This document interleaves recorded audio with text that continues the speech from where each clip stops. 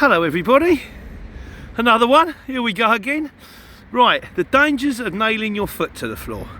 By this, what I mean is by taking a job the next day or that day from the morning that you've got to pick up at round about 3 o'clock or 5 o'clock or something like that. It sounds lovely. I get a regular one that comes out near me, and it can be lovely. If it pans out according to plan, it's brilliant. It comes out from about 5 miles away from my house, and it's at the same place, I know where I'm collecting every time, and it goes all over the place. But you've got to pick it up between 3 and half 3. The problems with this is it puts the kibosh on your last job of the day. So say for example you're picking it up at like 3:30 on a Thursday, and you finish in I don't know, London at 12 o'clock, you can't really get a job between 12 and 3 because you're not going to get there and get it off and get to that one in time. And also you're going to go and fetch this job, and then that bottles you up for the next morning. So you can do it, just make sure you get paid for it. Now the reason I'm saying this is because, as you can see, I'm in Worthing at the moment. It's a nice building over there and some stuff. Worthing is lovely. I like Worthing. When I was on the market, so I used to come in to buy school jumpers off of a guy who used to have a factory down here. And Worthing is lovely. It's where old people go to die, unless they're from Essex, in which case they go to Leigh-on-Sea. But yeah, no. And so what do? I've just dropped off a load of foam. It's at half past 1. I've got to be in Olympia at 5:30. Now I've got 4 hours, so theoretically, 1, 2, 3, yeah, my maths is fine. So theoretically, if I can get the perfect job, Worthing to London, well, Worthing to Olympia would be nice. That would be brilliant, but that's never going to happen. So I've got two choices. I either try and squeeze a job in between, and maybe get it off quickly, maybe a little bit late, whatever. And you can guarantee, like I said, with co-loading, if you're trying to load one in between, it's the quickest way to make something go wrong. Or I now do the 77 dead miles from here back to Battersea to pick the boys up, and then we go over to Olympia and we do the thing. So the question is what to do.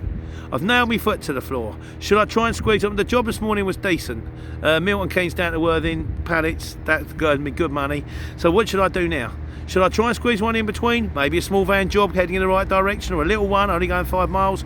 Or should I just bite the bullet, go back, get to the boys, get there raving early, hour and a half early, and just kick around?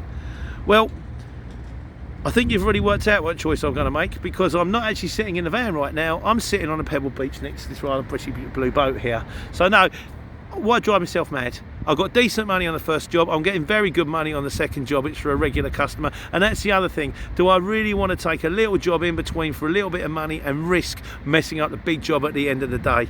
So no, I know what I'm doing. But I'd just say be careful. When you see them jobs ping up and you go 3 o'clock pick up, and you go, oh, that's nice, I'll do my day's work, I'll go in there, I'll fetch it. You can guarantee there'll be a job, and you'll be in Brighton, and there'll be a job from Brighton to Birmingham, and you go, oh, that's brilliant. Oh no, I can't, because by the time I do the Birmingham job, I'm not going to get back in time for that 3:30 job. You shoot yourself in the foot. It's much easier. Do the job within 10 minutes of the job. Maybe start looking and say, look, I'm 10 minutes away.